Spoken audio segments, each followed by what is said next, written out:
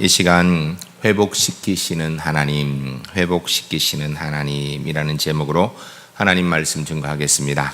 인생의 고난의 여정들이 이어지는 경우들이 많이 있습니다. 사실 고난 없는 인생이 어디 있나 이야기할 만큼 인생에 고난이 많습니다. 그런데 이 고난의 원인들을 살펴보게 되면 고난의 원인은 다양한 경우가 많습니다.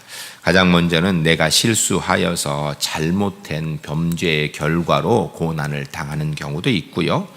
또 내가 실수한 것이 아닌데 하나님께서 이 고난이라는 은혜의 보자기를 싸서 특별히 내게 특별한 은총을 주시기 위하여서 은혜 주시기 위해서 하나님께서 연단의 과정으로 고난을 주시는 경우들도 있습니다. 또 이런 것과 다르게 나는 잘못한 게 없는데 특별히 하나님께 나를 훈련시키려고 하는 것이 아닌데 다른 사람이나 환경의 문제로 인하여서 고난을 당하는 경우도 있습니다. 어쩌면 이런 것들은 꼭 예수 믿는 사람에게만 이런 원인이 있는 것은 아닐 것입니다. 그러나 우리 그리스도인들에게 있어 믿지 않는 사람들과 고난 속에서 다른 것 한 가지가 분명히 있습니다. 그것은 어떤 상황에 심지어는 우리가 실수하여 내가 잘못돼 범죄한 경우로 당하는 고난이라 할지라도 고난의 상황에 나 홀로 있는 것이 아니라 우리 하나님께서 분명히 함께 하신다라는 것입니다. 하나님께서 우리를 고난을 통하여서 오히려 은혜로 회복시키신다라는 것입니다. 오늘은 본문 말씀을 통하여서 고난의 원인 중에 우리가 실수하여서 우리가 문제가 있어서 고난당하는 상황 속에서 하나님께서 우리를 어떻게 회복시키시는가에 대한 말씀을 듣고자 합니다. 말씀을 들으시면서 한번 돌아보시기 바랍니다.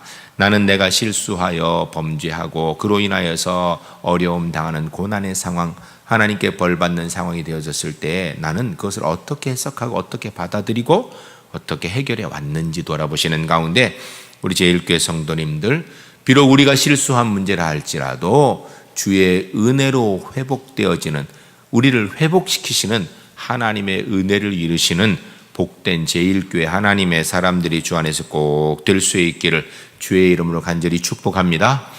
첫 번째 따라하겠습니다. 사람은 감사가 없어지면 불평하고 범죄하게 됩니다. 오늘 본문의 내용은 이스라엘 백성들이 하나님 앞에 불평하는 내용으로 시작하고 있습니다. 4절 전반절에 보면 백성이 호르산에서 출발하여 홍해길을 따라 에돔 땅을 우회하려 하였다가 라고 되어 있는데 이게 무슨 말이냐면요, 이스라엘 백성들이 에돔의 방해로 인하여서 평탄한 에돔 동쪽 길로 가려고 했는데 그쪽으로 못 가고 홍해길, 즉 바란 광야로 들어가게 되었다라는 것입니다. 한마디로 이야기하면 우회해서 광야길을 통해 에돔 북쪽 모압 지역으로 올라가게 되는 편안한 길, 지름길 나비두고 고난스러운 길, 광야길, 어려운 길로 가게 되었다라는 것입니다. 그 결과로 4절 후반절에 보면 그 길로 말미암아 백성의 마음이 상하니라 라고 이야기하고 있습니다. 지난 38년, 이 출애굽하고 나서 홍해를 건넌 지 38년쯤 되었을 때예요. 38년 동안 광야를 사실 유리방황했습니다. 이스라엘 백성들이 처음에 바로 홍해를 건너서 요단강을 건널 수 있었을 텐데 이 이스라엘 백성의 범죄로 말미암아 하나님께서 그들을 광야로 이렇게 돌아다니게 하신 시간이 38년이나 되었습니다. 그런데 지름길을 나비두고 다시 어려운 길, 지난 38년 동안 돌아다녔던 그 광야길로 다시 들어가게 되니까 백성들이 마음이 참지 못하고 분노하게 되고 마음이 상하게 되었다라고 오늘 본문 이야기하는 것입니다. 여러분, 인간적으로 생각할 때 이스라엘 백성들의 오늘 마음이 상하고 마음에 분노가 생기는 것 우리가 이해 못하고 말도 안 되는 일이라 할 수 있을까요? 아닙니다. 어떻게 생각하면 인간적으로는요, 당연한 결과라고 이야기할 수 있습니다. 왜냐하면 38년 전에 범죄하여서 그로 인하여서 광야길을 방황하게 되었지만 지난 38년을 지나오는 가운데 광야에서 고생했던 건 사실이거든요. 그리고 그것도 뭐 한 3, 4일 한 것이 아니라 38년을 유리방황했으면 고생할 만큼 했거든요. 그런데 또 그 광야길로 들어간다 하니까 마음이 상하는 것이 어쩌면 인간적으로는 당연한 것일지 모릅니다. 여러분, 우리가 언제 마음이 상하는가? 우리의 인생을 살아가면서 가만히 살펴보면 크게 두 가지가 있는데요. 첫 번째는 고난을 당하면 마음을 상해요. 어려운 일을 당하면 마음 상해요. 때로는 내가 잘못하여서 당하는 어려움이라 할지라도요, 그 어려움이 적당함 모르는데 계속 이어지면 마음이 상하게 되어 있습니다. 내가 뭘 그렇게 잘못했다고 계속해서 이런 어려움이 있는가, 이런 생각이 들고요. 왜 하나님이 내게 이런 벌을 주시는, 이런 생각이 드는 게 정상입니다. 사람은요, 감당치 못할 고난이 계속 이어지면요, 불평이 나오게 되어 있습니다. 두 번째는요, 일이 잘 되어질 때 교만한 마음이 생기기 시작하면 마음이 상합니다. 내가 이만큼 잃었는데 왜 안 알아주나? 내가 이렇게 해서, 내가 이렇게 되게 해서 너들 이렇게 해야 되는데 왜 안, 이렇게 되면 교만한 마음이 생기면요, 마음이 상하게 되어 있습니다. 그런데 사실은요, 이런 마음이 상하는 일들 우리 가운데 있을 때 그냥 넘어가면 절대 안 됩니다. 만일에 고난의 문제로 인해서, 그로 인하여서 마음이 상할 때 고난 쳐다보면요, 해결이 안 됩니다. 그때가 바로 하나님 바라볼 때입니다. 우리가 교만할 때에도 그 교만한 상황, 평안할 때에도 그 평안할 상황에서 우리 스스로를 쳐다보고 우리가 해놓은 걸 쳐다보면 교만해지게 되어 있습니다. 이때에도 역시 겸손히 십자가의 은혜를 바라보아야 됩니다. 그래야 실수하지 않고 범죄하지 않게 되어 있습니다. 이어지는 말씀 5절에 보면 백성이 하나님과 모세를 향하여 원망하되 라고 이야기합니다. 어찌하여 우리를 애굽에서 인도해내어 이 광야에서 죽게 하는가 라고 이야기하고 있습니다. 이런 표현들은 사실 이스라엘 백성들이 이 민수기나 출애굽기나 이런 데 보면 여러 번 나오는 표현입니다. 한마디로 이야기하면 이스라엘 백성의 원망은 문제가 부딪혀서 어려움을 느끼게 되면 어김없이 터져나오는 습관적인 불평이었습니다. 하나님께서 광야에서 자신들을 죽게 하신다고 했는데 사실은 이스라엘 백성들은요, 광야에서 지난 38년 동안 살았던 곳 전적인 하나님의 은혜로 살았고요, 지금 이 순간도 하나님의 은혜로 살고요, 앞으로도 하나님의 은혜가 아니면 광야에서 살 수 없는 사람들이 이스라엘 백성들입니다. 은혜로 살았고 은혜로 살고 있고 은혜로 살 것인데 그들이 하나님의 은혜는 보지 못하고 눈앞에 있는 광야의 어려움만 쳐다보니까 입술에서 불평과 불만이 쏟아져 나오게 된다는 것입니다. 5절 후반절에 보면 뭐라고 불평하냐면 이곳에는 먹을 것도 없고 물도 없도다. 우리의 마음이 이 하찮은 음식을 싫어하노라 하매 라고 이야기합니다. 광야는 실제로 먹을 것이 없습니다. 물도 없는 것입니다.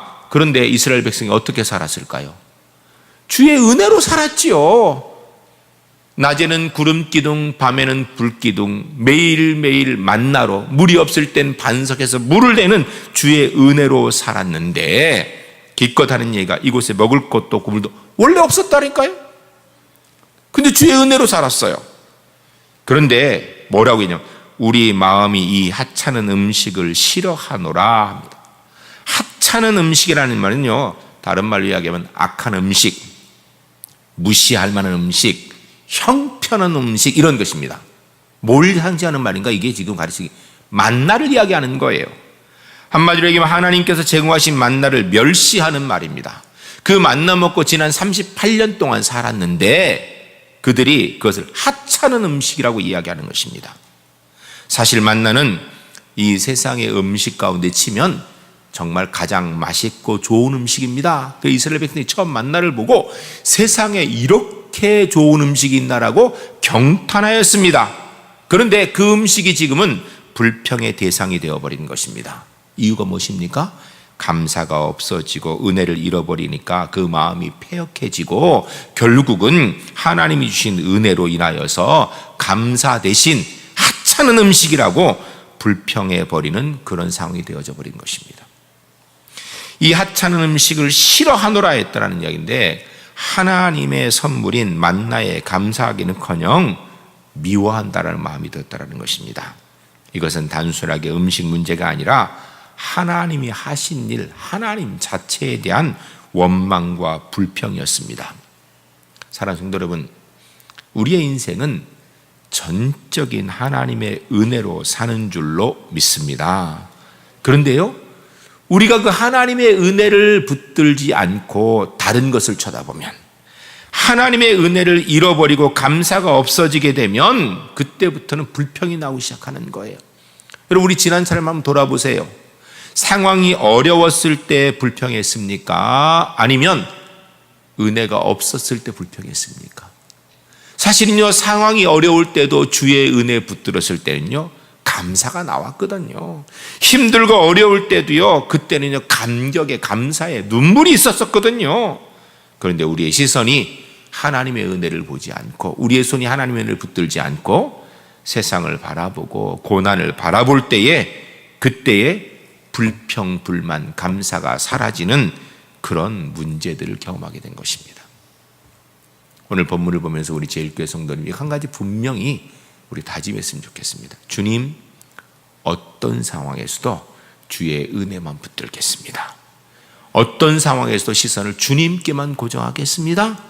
주의 은혜 붙들고 감사하며 살아가는, 그래서 실수하고 범죄하지 않는 우리 제1교회 하나님의 사람들이 주 안에서 꼭 되시기를 주의 이름으로 간절히 축복합니다. 두 번째 따라하겠습니다. 죄는 빨리 하나님 앞에 회개해야 합니다. 이스라엘 백성들이 죄도 참 쉽게 범합니다. 전 이 점은 우리 제1교회 성도님이 안 배웠으면 좋겠습니다. 쉽게 불평하고 쉽게 하나님 원망하고, 조금만 힘들면 바로 하나님 원망하고 하나님이 세우신 모세 원망하고, 그랬는데 이런 건 안 배웠으면 좋겠습니다. 그러나 반대로 이스라엘 백성들이 범죄도 쉽게 하였지만 하나님 앞에 회개도 참 빨리 했어요. 죄를 쉽게 범하는 건 배우지 말고 범죄하였을 때 빨리 돌이키는 것은 배우는 믿음의 지혜가 있는 우리 제1교회가 되었으면 좋겠습니다. 6절에 보면 이렇게 되어 있습니다. 여호와께서 불뱀들을 백성 중에 보내어 백성을 물게 하심으로 이스라엘 백성 중에 죽은 자가 많은지라. 불평 불만하니 하나님께서 불뱀을 보내어서 그들에게 벌 주셨다라는 거예요. 그런데 이 불뱀이라고 있는 단어를 보면 그냥 우리나라 한국말에 그냥 불뱀 이렇게 되어 있는데, 히브리어 원어에는요, 불뱀 앞에 하라는 정관사가 붙어 있습니다.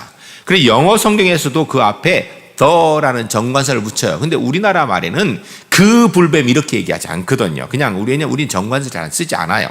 문법적으로 히브리어나 영어는요, 정관사가 붙으면 새로 생긴 것이 아니라 다 알고 있는 내용을 지칭할 때 그런 거예요.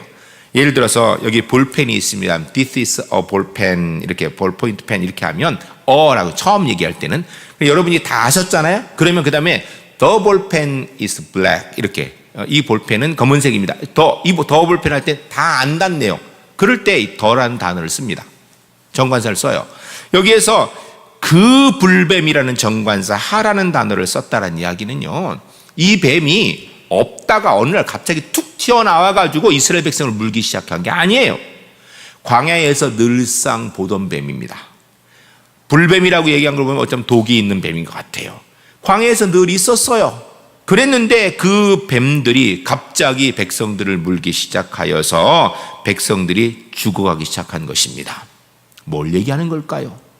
여러분, 우리 일상적인 삶에 있어서 하나님이 함께 하시고 주의 은혜가 있을 때에는요, 그 일들이 은혜이고 복인데, 하나님이 떠나고 하나님께서 우리를 떠나신 것처럼 우리가 하나님을 떠나버리게 되면 그때부터는 그 일이 저주가 되고 벌이 된다라는 거예요. 그럼 중요한 건 우리 그리스도인들에게서 내 손에 무엇을 가지고 있느냐가 아니라, 내가 주님 편에 있는가, 내가 주 앞에 범죄하지 않고 은혜를 누리고 있는가, 이 일이 중요한 것입니다. 감사가 없어지면 교만해져서 모든 것이 원래 내 것인 줄 알고, 없어지면요, 그 다음부터 불평하기 시작합니다. 범죄하기 시작합니다. 감사를 잃어버리면 다 잃어버리게 되는 거예요. 사실 우리가요, 마음에 원망하고 불평하는 일들이 대단히 큰 일 때문에 마음에 상처받고 이러는 경우가 그렇게 많이 없어요. 여러분, 지난 주간에 사실 우리나라는요, 굉장히 심각한 일이 있었습니다. 북미 정상회담을 트럼프 대통령이 취소한다고 발표했어요. 사실 우리나라에 있어서요, 이게 북핵 문제를 해결할 수 있는 유일한 통로가 사실은 지금은 북미 정상회담을 해서 북핵을 파괴해야 한다. 이게 지금 필요한데 그게 취소된다는 발표를 했어요. 굉장히 심각한 문제예요. 한 가지 물어보겠습니다. 혹시 그 발표 듣고 걱정이 돼가지고 마음이 상해서 그날 밤 잠도 못 주무시고 입맛이 뚝뚝 떨어진 분 계신가요? 아무도 없죠? 이런 일이 있네. 참, 트럼프도 이제 막 막말하는구나. 이 정도였죠. 북한이 잘못하니까 이런 결과는 이 정도였어요. 그 심각한 문제, 민족의 운명이 걸린 문제에 별로 상처받지 않았다니까요? 근데 우리가 언제 상처받는가? 나랑 가까운 사람이 말 한마디 툭 던진 거. 내 옆에 있는 사람이 혼자 맛있는 거 혼자 먹을 때, 나 먹으라고 안 하고 혼자 몰래 숨어서 이럴 때 상처받는다니까요. 사실은 아무것도 아닌 일상적인 삶에 있는 것 이내 상처받아요. 우리 마음에 감사가 없으면, 하나님의 은혜가 없으면요, 아무것도 아닌 일이 벌이 되고 저주가 되는 거예요. 7절에 보면 백성이 모세에게 이르러 말하되 우리가 여호와 당신을 향하여 원망함으로 범죄하여 싸우니 여호와께 기도하여 이 뱀들을 우리에게서 떠나가게 하소서. 모세가 백성을 위해서 기도하매라고 얘기합니다. 이스라엘 백성들이요, 참 죄도 쉽게 범합니다. 아니, 지난 38년 동안 광야를 다녔으면 좀 익숙할 만도 할 텐데, 바꿔 얘기하면 광야길로 또 간다고. 지난 38년 동안 하나님의 은혜로 살았으면 또 하나님의 은혜로 살 것이다 그냥 생각하면 되는데 바로 입에 불평하더라는 거예요. 근데 회개도 참 빨라요. 좀 힘들고 어려운 문제 생기니까, 불뱀이 나와 물으니까 바로 회개하더라는 것입니다. 저는 이 점이 우리가 꼭 배워야 될 점이에요. 여러분, 회개는요, 주저하면 안 돼요. 우리가 잘못되었다 판단이 딱 뜨면 돌이켜야 돼요. 아니, 하나님 앞에 실수했다면요, 그냥 빨리 돌이켜야 돼요. 거기서 미적미적하면 안 됩니다. 하나님 앞에서 돌이키는데 빠른 은혜가 있는 우리 제1교회 되어야 될 줄로 믿습니다. 이스라엘 백성이 빨리 돌이키니까, 그래서 모세에 기도해달라니까 모세가 백성을 위해서 기도하매라고 얘기합니다. 모세가 백성을 위해서 중보기도했다라는 것입니다. 여러분, 기도가 필요할 때는 믿음의 지도자들에게 기도를 부탁하는 일, 이거 주저하면 안 돼요. 왜냐하면 부탁하면 기도하게 돼 있어요. 여러분, 누구든지 사실 제게 기도 부탁하면 제 기도합니다. 그런데요, 기도 부탁 안 하면 어떨 땐 몰라서 못 하고요, 기도 부탁 안 하면 잊어버려서 못 할 때가 있어요. 물론 제가 안 잊고 하려고 하지만, 기도 부탁 안 해도 제가 이렇게 보고 하지만, 그래도 기도 부탁한 사람 기도를 더 하게 돼 있다니까요. 그게 사람이에요. 세상에 문제가 많은 것 볼 때 고민하지 말고요, 하나님 앞에 기도합시다. 혹시 우리 중에 누가 범죄하면 말하지 말고, 그 말 전하지 말고 그것 위해서 함께 기도합시다. 우리 중에 누군가 부족함이 보이면요, 서로 위해서 기도해 주는 울산 제1교회 하나님의 사람 되시기를 주의 이름으로 간절히 축복합니다. 여러분, 교회에 문제가 있고요, 가정에 문제가 있으면 우리가 하나님 앞에 무릎 꿇고 기도해야 돼요. 이 나라 민족의 문제가 있을 때요, 기도해야 됩니다. 정치인들 보고 정치가 잘못됐다고 욕하지 맙시다. 그거 욕할 문제도 아니에요. 욕한다고 바뀌는 것도 아니에요. 그러나 우리가 이 나라 정치를 위해서 하나님 앞에 기도하면 주께서 역사하시는 줄로 믿습니다. 여러분, 이 북핵의 문제, 이 남북의 문제, 이거 뭐 투덜거리고 욕한다고 될 문제가 아니에요. 하나님 앞에 기도하면, 십자가의 은혜 가운데 나가면 주님께서 가장 좋은 것으로 해결해 주실 줄로 믿습니다. 여러분, 우리 그리스도인들은요, 이 세상을 향하여서 기도해야 될 책임이 있는 사람들이에요. 이게 십자가 은혜 얻은 사람들의 일인 것입니다. 창세기 18장 말씀에 하나님께서 소돔 고모라를 멸하시기로 했습니다. 죄가 너무 심하여서. 그때 아브라함이 하나님 앞에 기도하는 내용이 나옵니다. 그것이 바로 22절부터 33절까지 나오는데, 하나님 앞에 의인 50명이 있으면 그 50명이나 하여서 용서해 주지 않고 멸할 겁니까? 그러더니 하나님께서 50명이나 용서해 줄 거지. 그러다가 50명이 안 되는 것 같아요. 45명, 40명, 30명, 20명, 의인 10명이 있으면 그래도 멸하실 건가요? 하나님께서 의인 10명만 있어도 내가 소돔 고모라를 멸하지 않을 것이다 라고 얘기합니다. 여러분, 우리 대한민국이 저는 절대로 멸망하지 않을 줄로 믿습니다. 왜요? 우리 대한민국에 기도하는 사람이 최소한 10명은 넘을 테니까요. 아니, 수도 없이 많은 분들이 아직도 이 나라 민족을 위하여 기도하는 하나님의 의인인 줄로 믿습니다. 여러분, 우리가 그 일 감당해야 돼요. 모세가 그리하였듯이, 아브라함이 그리했듯이 우리 제1교회 성도님들이 하나님 앞에 이 나라 민족을 위해 기도함으로 이 나라 민족의 소망을 이루시는 하나님의 사람들이 될 수 있기를 주의 이름으로 간절히 축복합니다. 여러분, 혹 우리가 실수하여 범죄하면 그로 인하여 하나님 앞에 벌 받으면 빨리 회개합시다. 혹 우리 중에 누가 실수한 고이면 위에서 기도해 줍시다. 내가 문제가 있을 때 믿음의 지도자들의 기도 부탁합시다. 또 세상을 향하여서 우리가 하나님의 뜻을 이루기 위한 기도의 정병 의인인 줄 알고 이 세상의 문제를 가지고 불평 대신 기도함으로 이 나라 민족 가운데 하나님의 뜻을 이루어가는 우리 울산 제1교회 하나님의 사람들이 될 수 있기를 주의 이름으로 간절히 축복합니다. 세 번째 따라하겠습니다. 하나님의 말씀에 순종하면 회복됩니다. 8절 말씀에 여호와께서 모세에게 이르시되 불뱀을 만들어 장대 위에 매달라 물린 자마다 그것을 보면 살리라 라고 말씀하셨습니다.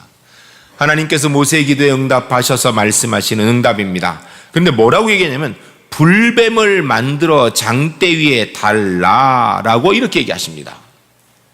하나님께서 기도에 응답하셔서 구원의 길을 제시해 주신 내용인데 불뱀을 만들어 장대 위에 달라라고 얘기합니다. 이 말을 많은 성경학자들이 예수님의 십자가의 사건의 예표라고 이야기합니다. 예수 십자가를 바라보면 누구든지 구원받을 수 있다라는 말과 동일한 것이다 이렇게 얘기합니다.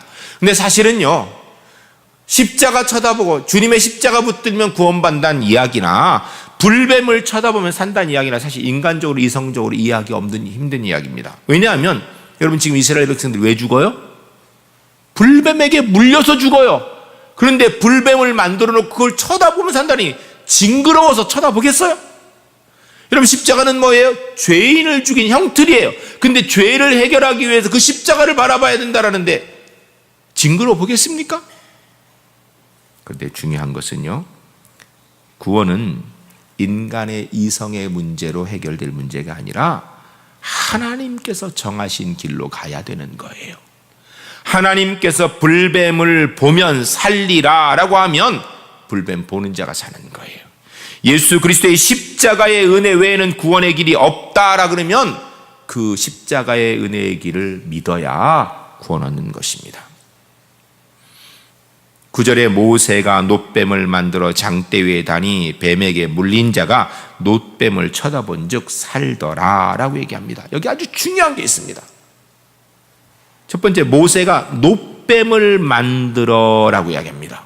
제일 중요한 거예요. 모세가 하나님의 말씀에 순종했다라는 것입니다. 그 다음 두 번째 중요한 것이 있습니다. 뱀에 물린 자가 놋뱀을 쳐다본 즉 합니다. 백성들이 순종했다라는 것입니다. 논리에 맞는지 상식에 맞는지 이것이 우리의 마음에 드는지 따지지 않고 주의 말씀이 순종하니 그 다음에 모두 살더라라는 것입니다. 사랑하는 성도 여러분, 하나님의 말씀에 순종하면 주의 구원의 능력과 회복의 은혜가 있게 되는 줄로 믿습니다. 여러분, 놋뱀 자체의 능력이 있나요?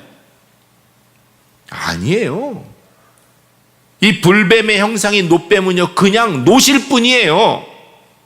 그러나 하나님께서 그렇게 말씀하신 말씀에 능력이 있는 줄로 믿습니다.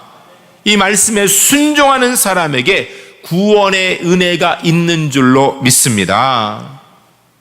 여러분, 하나님의 말씀 온전히 신뢰할 때, 순종할 때 구원의 은혜가 있는 거예요. 신약 성경 요한복음 3장 16절 우리가 잘 아는 말씀이죠. 우리 한번 같이 외워볼까요? 하나님이 세상을 이처럼 사랑하사 독생자를 주셨으니 이는 그를 믿는 자마다 멸망하지 않고 영생을 얻게 하려 하심이니라. 아멘. 할렐루야. 할렐루야. 여러분, 예수님의 십자가 우리 주님 예수 그리스도 나의 구주이심을 믿으면 구원 온다라는 거예요. 사실 인간적으로는 생각하면 이성적으로는 이해가 안 돼요.